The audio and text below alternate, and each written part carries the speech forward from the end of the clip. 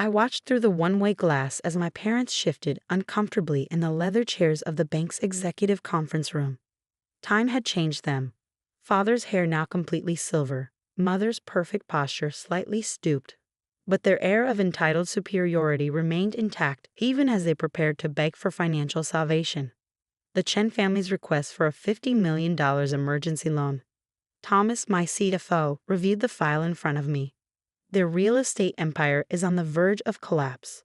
Overextended, overleveraged, and severely impacted by the market downturn. I nodded, studying my parents' faces. They hadn't seen me in 20 years, not since the night they'd thrown me out for choosing love over their arranged marriage plans. My name is Victoria Chen, and 2 decades ago, I was the perfect daughter of one of San Francisco's wealthiest families. Then I fell in love with James Walker, a brilliant software engineer from a working-class background. My parents' response had been swift and absolute: marry their choice, wealthy real estate heir Andrew Kim, or be cut off completely. I chose James. They don't know you own Meridian Bank? Thomas asked quietly. No, I replied, remembering the day I'd walked away from my family's wealth and privilege. They probably assume I'm living in some middle-class suburb, married to my poor husband. The irony wasn't lost on me. James's software innovations had made us billionaires within 10 years of our marriage, while my parents continued building their real estate empire the old way, through connections, leverage, and family money. We quietly revolutionized financial technology. 5 years ago, we'd bought Meridian Bank as part of our expansion into financial services. Now, watching my parents await their fate in that conference room, I thought about all they'd missed. Our wedding, celebrated with friends who loved us for who we were, not what we owned. The birth of our children, now teenagers who'd never met their grandparents. Every success, every milestone, every moment of the life they deemed beneath them. Their financials are worse than they're admitting, Thomas continued, flipping through reports. Without this loan, they'll default on multiple properties within months. The Chen empire will collapse. I studied the papers in front of me. The numbers told a clear story. My parents had overextended, betting big on luxury developments just before the market turned. Their old methods of doing business, relying on personal relationships and social connections, hadn't adapted to changing times. Mrs. Walker. Thomas's voice pulled me from my thoughts. How would you like to proceed? Before I could answer, the conference room door opened and Robert Nash, our senior loan officer, entered to meet with my parents. I turned up the room's audio. Mr. and Mrs. Chen, Robert began formally. I've reviewed your loan application. Surely you know our reputation, my father interrupted, his voice carrying that familiar note of aristocratic assumption. The Chen family has been a pillar of San Francisco society for generations. Yes, sir, Robert replied smoothly. However, in today's market, reputation alone isn't sufficient security for a loan of this magnitude. My mother's back stiffened. We have collateral. Properties, assets, all heavily leveraged, Robert countered. Your debt-to-equity ratio is concerning and your recent projects have significantly underperformed projections. This is merely a temporary setback, my father insisted. The market will turn. When? Robert asked simply. Your nearest loan payment is due in 6 weeks. Without this financing, you'll default on at least 3 major properties. The silence that followed was heavy. I watched my parents exchange glances, decades of certainty in their own superiority crumbling in real time. Perhaps, Robert continued carefully, you have other resources, family members who could assist. My mother's face tightened. Our only daughter is no longer part of the family. Ah, yes. Robert consulted his notes with practiced casualness. Victoria Chen, now Victoria Walker. Quite successful in technology and banking, I believe. Her company's market cap recently exceeded $20 billion. I had to admire Robert's technique as he let that information sink in. My parents' expressions shifted from dismissal to shock as they processed the reality of their disowned daughter's wealth. Victoria, my father's voice cracked slightly. That's impossible. She married that engineer. James Walker, Robert supplied, the founder of Walker Tech. Their financial software revolutionized banking infrastructure. Surely you've heard of them. My mother's hand trembled as she reached for her water glass. We haven't had contact. For 20 years, Robert finished. since you disowned her for marrying beneath her social class. Though given current circumstances, one might question whose choice proved more financially astute. I almost smiled at the subtle dig. Robert was playing his role perfectly, letting my parents face the full impact of their past decisions. The loan, my father tried to redirect, his voice less certain now.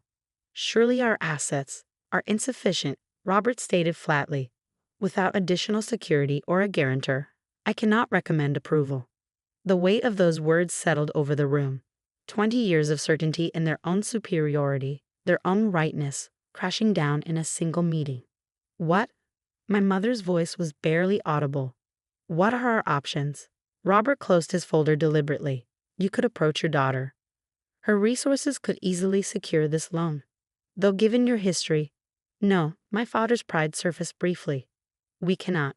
Cannot what? Robert's voice sharpened slightly. Cannot admit you were wrong? Cannot acknowledge that the daughter you rejected for marrying beneath her station has achieved more wealth and success than you imagined possible? My parents sat in stunned silence. In their world, bankers didn't speak to them this way. But their world was crumbling, and with it, all the old certainties. I'll leave you to consider your options, Robert stood. Though I should mention, you're not the only one seeking financing for distressed properties in this market. These opportunities don't last long. After he left, I watched my parents sit in silence, 2 decades of choices and consequences hanging heavy between them. Victoria, my mother finally whispered. All this time. We should go, my father stood abruptly. There must be other banks, other options. There aren't, I said softly to the one-way glass. I've made sure of that. Thomas looked at me questioningly. Your instructions? I thought about the night I'd left, carrying a single suitcase, walking away from wealth and privilege toward an uncertain future with the man I loved. I thought about James's quiet confidence as we built something together, something real. And I thought about our children, raised to value character over class, innovation over inheritance. Let them stew for a few days, I decided. Let them face the reality of their situation. Then have Robert call them back for another meeting. And if they reach out to you directly? I smiled, remembering all the ignored letters over the years, the attempts to maintain their control through silence and rejection. They won't, I said certainly. Their pride won't let them. At least, not yet.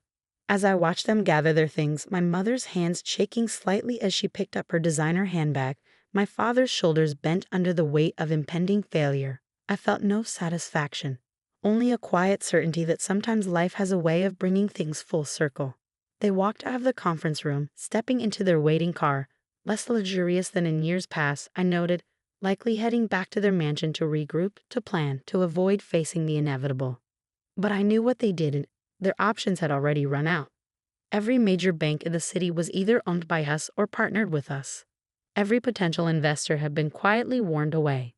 The empire they built on social status and old money was about to collapse, leaving them with only one possible salvation: the daughter they'd rejected for daring to choose her own path. Thomas gathered the papers, pausing at the door. The next meeting? 3 days, I decided. Let's see how they handle the wait. As I stood to leave, I caught my reflection in the glass. Successful, confident, self-made. Everything they'd feared I'd never be without their guidance and control. Oh, and Thomas, I added, make sure Robert mentions that Meridian Bank recently came under new ownership. Let them start wondering exactly who they're dealing with. 3 days stretched into 5 as my parents explored every possible alternative to facing their situation. Through our extensive network, I tracked their increasingly desperate attempts to secure financing elsewhere.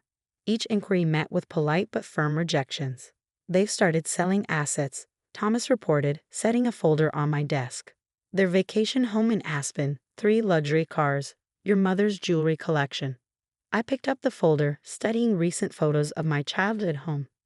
The perfectly manicured gardens looked slightly overgrown now, the grand facade showing signs of deferred maintenance. And the company? I asked, though I already knew the answer. Share price is falling. Contractors are demanding upfront payments. 3 major projects are at risk of complete shutdown. The Chen family empire, built over 3 generations, was crumbling in real time. And still my parents resisted the obvious solution. Then came the call we'd been waiting for. They've requested another meeting, Robert announced. but with one condition.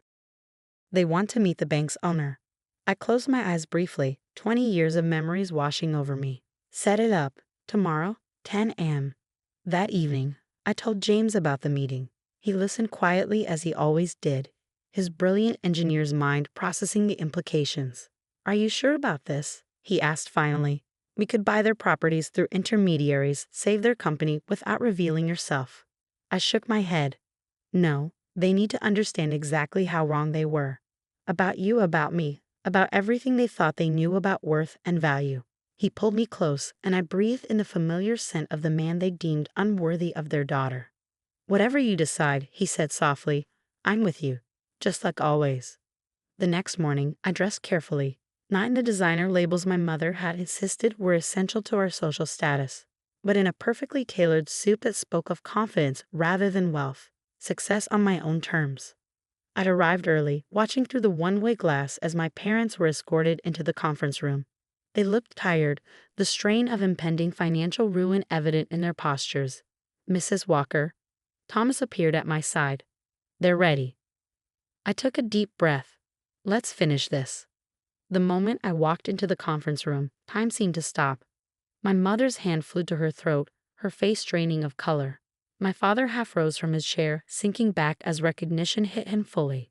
"Victoria?" my mother whispered. "Hello, Mother." "Father." I took my seat at the head of the table, noting how their eyes tracked my every movement. "I believe you wanted to meet the owner of Meridian Bank." The silence that followed was deafening. 20 years of rejection, of pretending I didn't exist, shattered by the reality of their current situation. "You," my father's voice cracked. "You own the bank." Among other things, I kept my tone professional. "Walker Tech, my husband's company, you remember James, the unsuitable engineer, has grown significantly since you last saw us." All this time, my mother's perfectly maintained facade cracked slightly. "You've been successful?" "Yes." I opened their loan application. Unlike Chen Developments, which appears to be on the verge of collapse, my father's pride made one last attempt. "We don't need." "Yes, you do," I cut him off. "You need $50 million immediately to avoid default. Another $100 million within 6 months to stabilize your projects. Without it, 3 generations of the Chen family legacy disappears." They sat in stunned silence as I laid out their situation with brutal precision. "How?" My mother's voice trembled. "How did you build all this?" I gestured to our surroundings. "Without your connections, your social circle, your arranged marriages, by understanding that true worth isn't about who you know or where you come from. It's about innovation, adaptation, seeing the future instead of clinging to the past." "Victoria," my father leaned forward. "Whatever happened, we're still family." "Are we?" I met his gaze steadily. 20 years ago, family meant controlling who I could love. It meant choosing status over happiness. It meant turning your back on your only daughter because she saw value in something beyond your narrow definition of worth. "We were trying to protect you," my mother whispered. "No," I corrected quietly. "You were trying to control me." "There's a difference." I pulled out another folder, photos of my life they'd missed. My wedding to James, the birth of our children, holidays, celebrations, moments of joy shared with people who loved us for who we were, not what we owned. "Your grandchildren," I said, watching their faces as they stared at images of teenagers they'd never met. "Emma's starting college next year. MIT, early admission. Michael's already developing his own software. They've never known their grandparents, never understood why their mother's family chose pride over love." Tears rolled down my mother's face as she touched the photos. My father's hands trembled slightly. "The loan application," I continued professionally. "I'll be direct. No other bank will help you. We made sure of that. Your only option is Meridian Bank, is me." "What?" My father swallowed hard. "What are your terms?" I placed a document on the table. Full disclosure of all assets and liabilities. Complete restructuring of management. You'll step down. Professional executives will be appointed.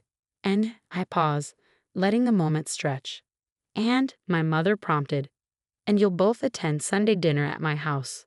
Every week, you'll get to know your grandchildren, not as heirs to a fortune, but as the remarkable people they are.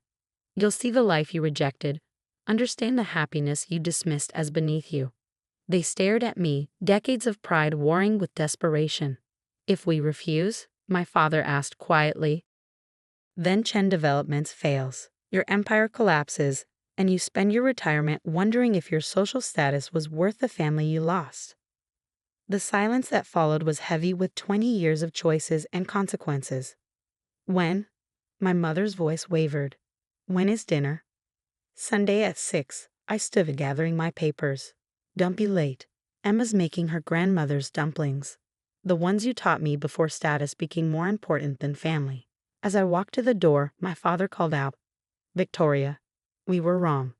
I turned back, seeing for the first time not the powerful parents who'd shaped my childhood, but two elderly people facing the consequences of their choices. Yes, I said softly. You were. The question is, are you ready to make it right? The following Sunday, at exactly 6 o'clock, a car pulled up to our house. Not their usual luxury vehicle, but a modest sedan. I watched through the window as my parents approached the door, clutching a bottle of wine and looking more uncertain than I'd ever seen them. Emma opened the door, the granddaughter they'd never met welcoming them with her father's warm smile and her mother's strength. You must be my grandparents, she said simply. Come in. Dinner's almost ready. As they stepped into the home I'd built with the man they'd rejected, I saw them take in the success their narrow vision hadn't been able to imagine, not in designer labels or imported furniture, but in the patents framed on the walls, the prototypes of James's innovations, the awards for contributions to technology and finance. Welcome, James stepped forward, the unsuitable engineer now a respected innovator. We've been waiting a long time for this. And as we sat down to dinner, 3 generations at one table for the first time, I watched my parents begin to understand what they'd really lost 20 years ago. Not status or social position, but the chance to be part of something genuine, something built on love and innovation rather than privilege and pride. It wasn't forgiveness. Not yet. That would take time, effort, and genuine change on their part. But it was a beginning. A chance to rebuild not just their company, but something far more valuable. A family connection based on who we were, not what we owned. The Chen Empire might have crumbled, but from its ruins, something more authentic could grow. If they were willing to learn, to change, to see value beyond their old definitions of worth. As Emma served her dumplings, perfect replicas of her grandmother's recipe, learned from my memories rather than direct teaching, I saw tears in my mother's eyes. Perhaps she was finally understanding that true legacy isn't about money or status. It's about the connections we build, the love we share, and the courage to choose what's real over what's expected. The future would be different from anything they'd imagined, but maybe, just maybe, it would be better than the life they tried to force me into all those years ago. Because sometimes the best revenge isn't about making others suffer, it's about showing them exactly what they lost by being unable to see beyond their own prejudices. And as we ate together, this broken family taking its first steps toward healing, I realized that success truly is the best revenge, not because it proves others wrong, but because it proves you right for believing in yourself when no one else would.